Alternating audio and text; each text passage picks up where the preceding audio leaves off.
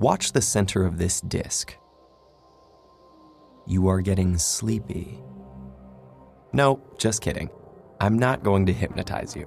But are you starting to see colors in the rings? If so, your eyes are playing tricks on you. The disc was only ever black and white.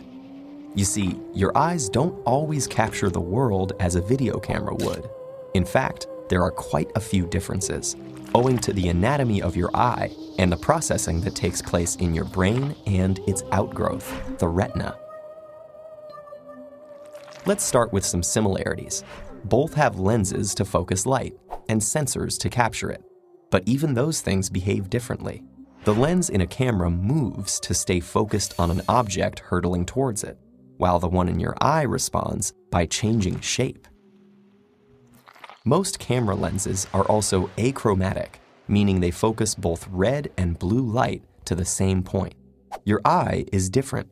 When red light from an object is in focus, the blue light is out of focus.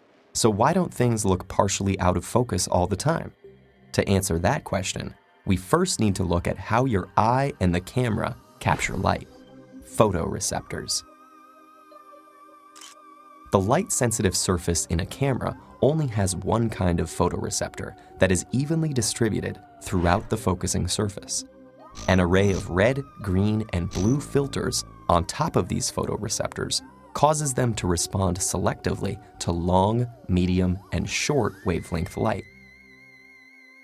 Your eye's retinas, on the other hand, have several types of photoreceptors, usually 3 for normal light conditions, and only 1 type for low light, which is why we're colorblind in the dark.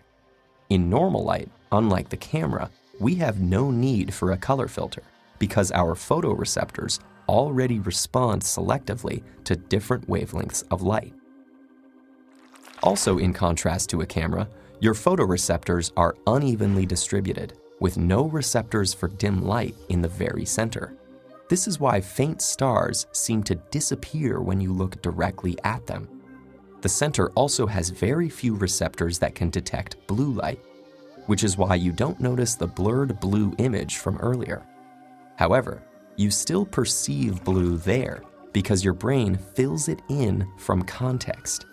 Also, the edges of our retinas have relatively few receptors for any wavelength light, so our visual acuity and ability to see color falls off rapidly from the center of our vision. There is also an area in our eyes called the blind spot, where there are no photoreceptors of any kind. We don't notice a lack of vision there because, once again, our brain fills in the gaps. In a very real sense, we see with our brains, not our eyes.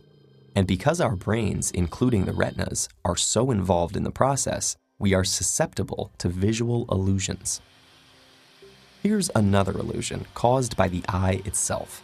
Does the center of this image look like it's jittering around? That's because your eye actually jiggles most of the time. If it didn't, your vision would eventually shut down because the nerves on the retina stop responding to a stationary image of constant intensity.